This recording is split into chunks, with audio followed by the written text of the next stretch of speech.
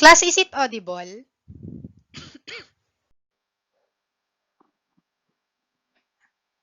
Okay.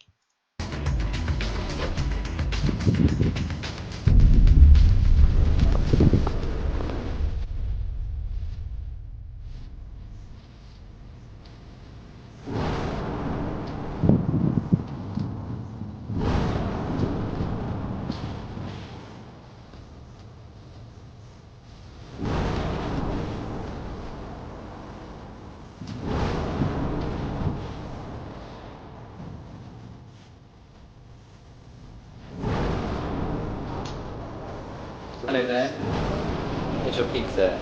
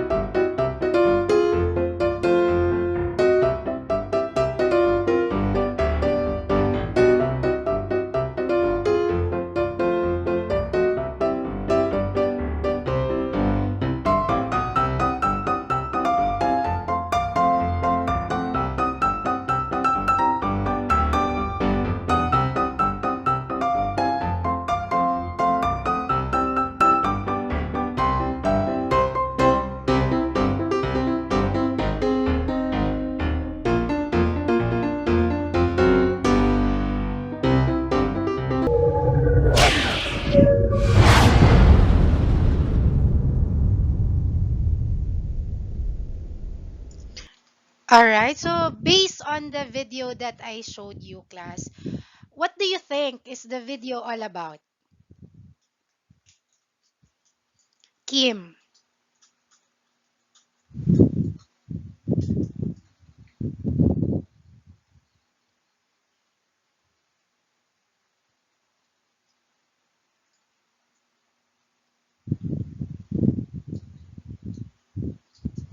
Okay, very good.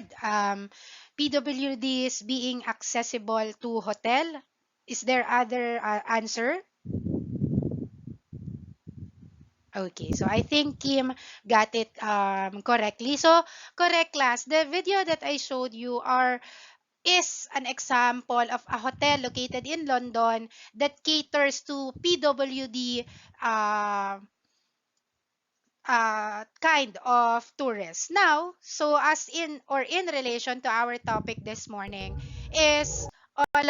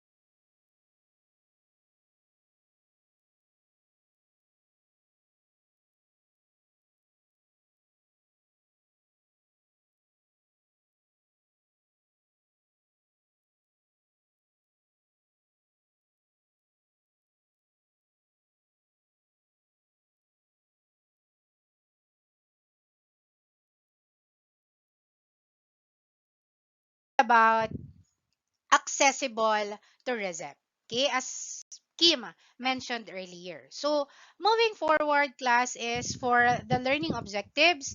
You have to enumerate the different forms of disability, discuss accessible tourism and its principle, universal design and its redundant, and explain the measures to maximize the sensory experiences of PWD. Now, as discussed with Kim earlier, the hotel is catering or are catering to person with disabilities.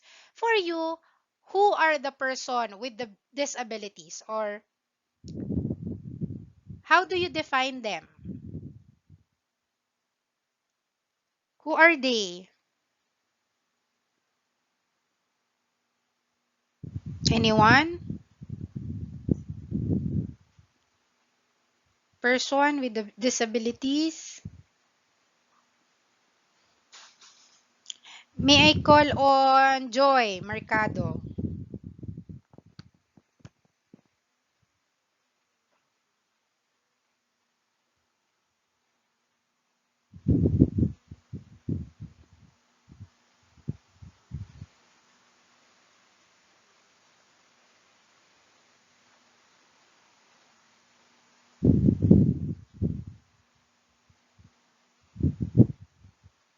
Okay, so very good, correct.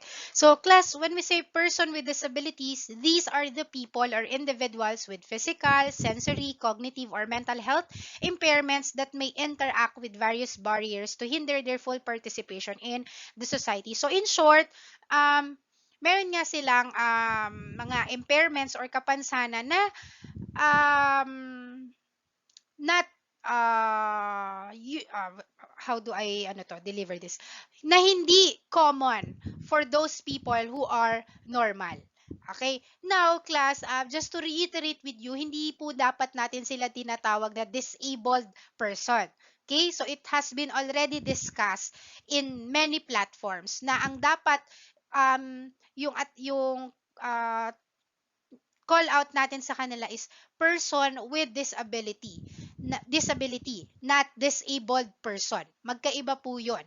Okay? So, now, moving forward, as we discussed, PWDs, what do we mean when we say accessible tourism?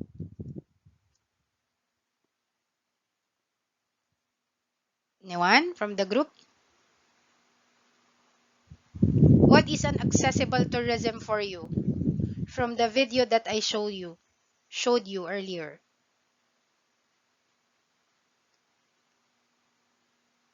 Aside from Kim, may I call on Gomez, Rima?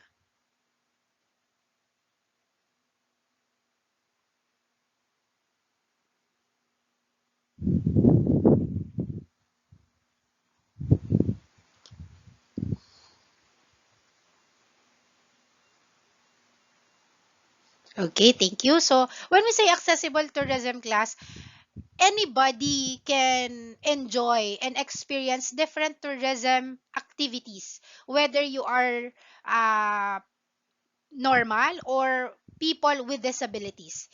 Okay, everybody should access those experiences.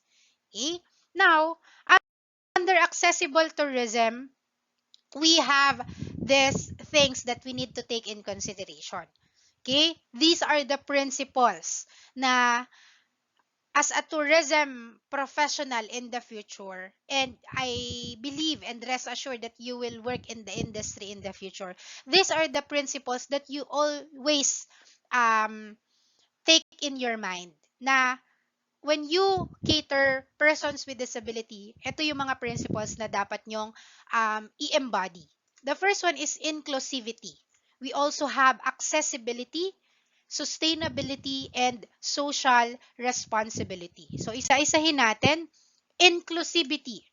Okay, when we say inclusivity, it ensures that all individuals, regardless of ability, age, or background, can participate in tourism activities. So, in connection to PWDs, inclusive, ibig sabihin, sila ay turista din, sila ay guest din, sila ay customers and consumer din. Meaning, even though meron silang disability or meron silang impairment, dapat you always treat them equally and fair and inclusive. Hindi pwedeng nagbo-book ng hotel, there are two guests. Yung isa, normal. Yung isa may PWD. Tapos, you will give a better room options dun sa normal. And then, dun sa PWD, kung ano lang yung available. So, hindi dapat siya ganon. Okay, it should be inclusive. It should be for all. Another example is for activities. Halimbawa, mga zip line. Okay? As long as may waiver and capable and pasok naman siya dun sa measurement, so you give the opportunity for those people to experience those tourism activities. Okay? Next, accessibility. When we say accessibility, focuses on removing physical, digital, and attitudinal barriers to ensure equal access for everyone. So as you can see kanina dun sa video na pinakita ko, 'di ba?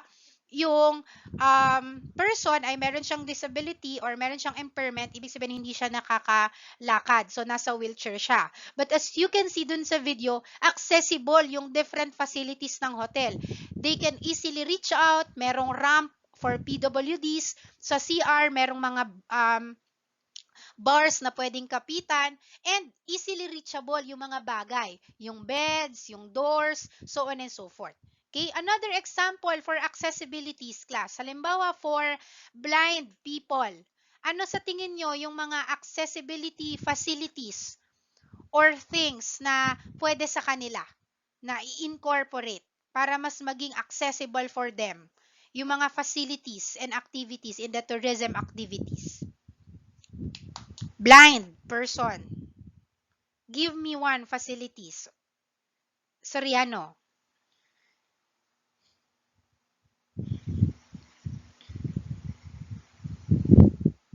Okay, the guide patterns, or what do we call on that guide pattern is braille. Okay, B-R-A-I-L, braille. Yung, 'di ba sa elevator yung parang may mga dot-dot?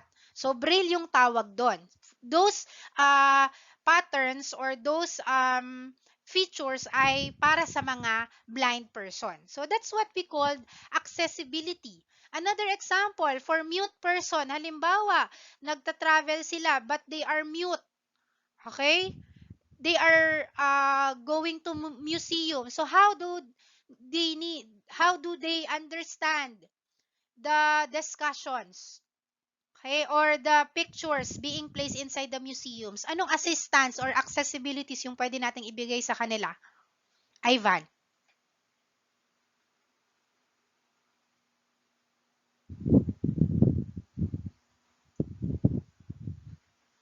Okay. Very good. May mga signages. Okay? Kasi mute sila pero they can read. Okay? Another example. Jihana, do you still have another example?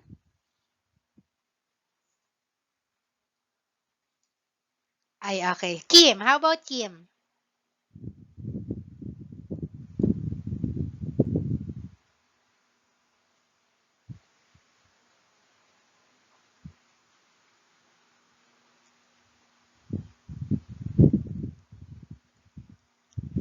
Okay, very good. So, they are mute, but they can see. So, signages, visuals. Lastly, Isa. Like?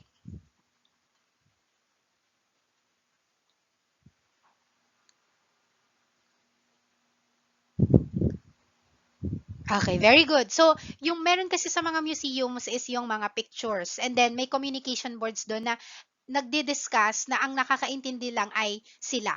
Okay? And another example for accessibilities for mute, what do you call this? Person is yung mga languages. Kasi karaniwan kapag mute, deaf na din sila. So, yung mga marunong mag-sign language. Okay? It can be assistance to them. Next, sustainability. Okay? When we say Sustainability, it promotes long-term viability by balancing economic growth, environmental care, and community well-being. In short, anything that you will use to cater these people should be sustainable, or it can protect our economy, our environment, and hindi lang nila magagamit in these times, but they can also use it in a future times or for future generations. And lastly, social responsibilities. When we say social responsibilities, tayo bilang tao, you have to respect human rights. Okay? And you also have to respect them even though they are persons with disabilities. Okay, hindi yung pag nakita mo, pagtatawanan mo, or nakita mo na nga na nahihirapang i-reach yung button ng elevator, nakatingin ka lang, hindi mo siya tutulungan, okay? Or tourism activities, nandun kayo sa isang tourism attractions, nahihirapan siyang bumaba dun sa ramp kasi naka-wheelchair siya, pero tinitingnan mo lang, hindi mo ina-assist. So, that's social responsibilities. As a human, you have to respect these people with fairness and equity. Okay? So, accessibility or accessible tourism infrastructure, let's brainstorm. Now, if I will ask you, can you give me an example of an infrastructure, a facilities, a gadgets, or an equipment na nakakatulong para mas maging accessible ang turismo sa mga persons with disabilities aside doon sa mga nauna nating na-discuss like braille, translator, boards, other infrastructure that you think baka meron kayong alam na hindi pa namin alam. Anyone who can share?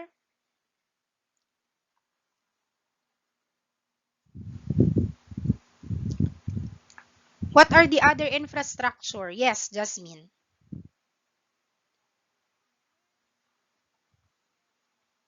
Yes.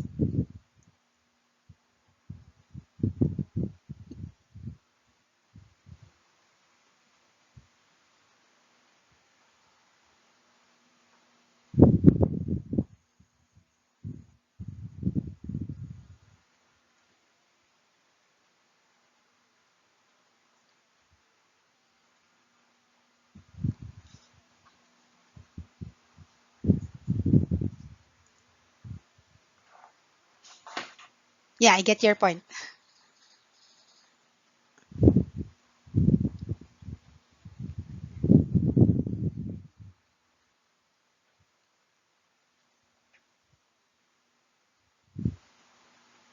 Yeah.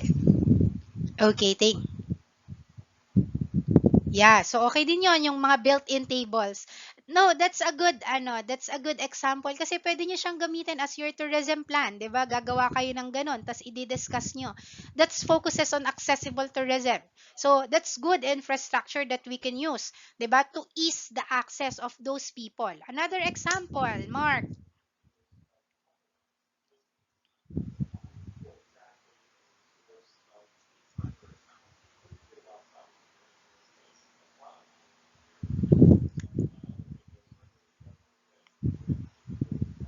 Correct. So, yes, dear.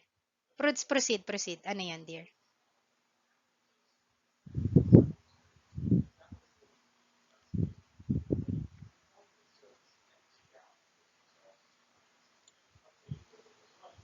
Okay, good point. So, pwede din siya. You are hitting two birds in one stone. You are being inclusive and accessible. That if a restaurant or a hotel is a pet friendly and that pet is trained to be a guide to a persons with disabilities, then it can be also an accessible tourism. Next, Denise.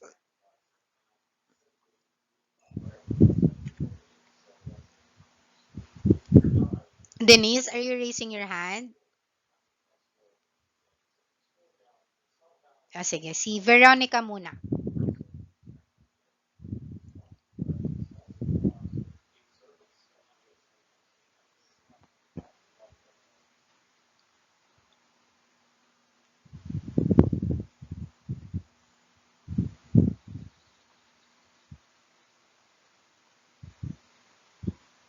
Correct. So, 'di ba there are a lot of hotels nowadays na re-reinvent or nagre-redevelop sila. Kasi nga sobrang kipot ng mga hallways. Syempre, hindi naman na yun PWD friendly, lalo na yung mga naka-wheelchair or meron silang mga ibang equipments or machines na ginagamit in order for them to check in on those facilities. That's why, tama, wide spaces or wide infrastructures are also inevitable for accessible tourism. And last but not the least, Miss Trono. Sige, si Miss Mercado after Miss Trono. Jihana, nakamute ka ata. Mm-mm.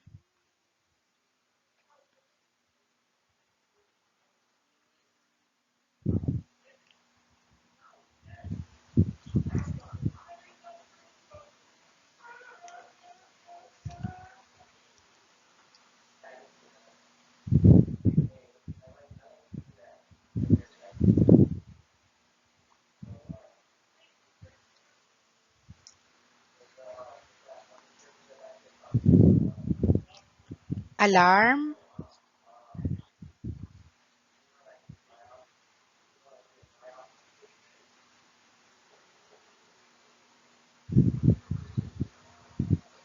Yes, naririnig. Yeah, I'm getting your point. Correct, class. Because there are different needs per PWDs. Nag-a-alarm nga, meron kayong fire alarm, pero mute and deaf siya, hindi niya naririnig. So, pwede kayo mag-create ng isang application or ng isang infrastructure or equipment na yun yung i-introduce no sa kanila na during emergencies, ito po yung i-click nyo or ipipindutin nyo, or ito po yung magbabibrate or magbi-blink. Okay, as one of the indicators na merong emergencies. And last but not the least, Joy.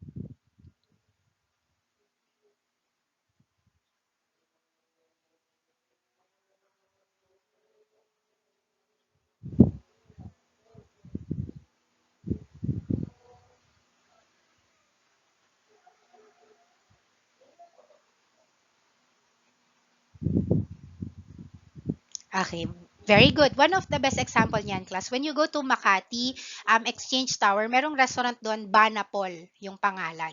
Tapos, ang kanilang menu na ay mga iPad, tablets. Tapos, may kasama ng ano, yung earphones pero disposable siya per customer. Tapos yun yung gagamitin ng mga customer to hear the sounds, the voice, the options dun sa menu. And yung tablet nila may indicators na din for blind people. Iki-click lang dun yung options. Halimbawa, blind yung what do you call this, yung client or yung customer or mute or deaf.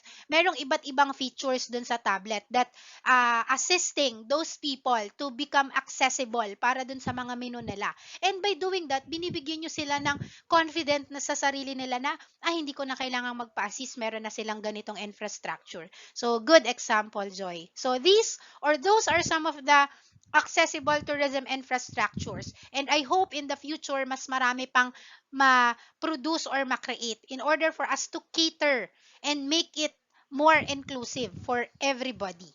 And lastly, class, what are the benefits of accessible tourism? Kapag ginawa natin yon, naging inclusive tayo, naging fair tayo, we produce a lot of infrastructures, technologies, and equipment to access the different needs of people, whether normal or persons with disabilities. First is increase market share. Mas dadami yung customer natin, mas dadami yung mag-a-avail ng mga products and services natin. And it will also improve our customer satisfaction. The more that we can cater their needs, we can exceed their preference, and we can assist them to the highest level possible. Then, thumbs up yun sa kanila. Mas magiging happy sila and magiging satisfied sila with our products and services. It can also enhance reputations of our brands. Katulad ng sinabi ni Mark kanina, if your restaurants or your hotel is pet friendly because you are allowing those pet who are guides of those people with disabilities, then your brands will become reputed. Okay? Mas makikilala yung brands mo, itong restaurant na to, grabe, sobrang inclusive nito. Ina-accept niya yung mga pet even though they are with breed or non-breed pet, as long as matutulungan niya yung mga persons with disabilities. Itong brand na to, very accessible to sa mga taong may disabilities. They're really assisting those customers. And then, your brand will become boom or booming. Okay? And lastly, job creations. 'Di ba? The more um, features, the more infrastructures na binibuild natin for us to become more inclusive, mas dadami yung job opportunity. Kasi mas maraming mag-a-avail ng product natin. Mas maraming mag um, tatry ng mga services natin. And if maraming market, mas maraming customer, then tataas yung demand ng trabaho. Kasi kakailanganin natin ng tao to assist those demands. And lastly, social inclusions. When we say social inclusions, we ensure that every individuals, whether they have disabilities or they are normal, can experience and participate cultural and tourism experiences and activities. So everybody are inclusive. And that's the end of our second topic. Now, let's move to our last topic.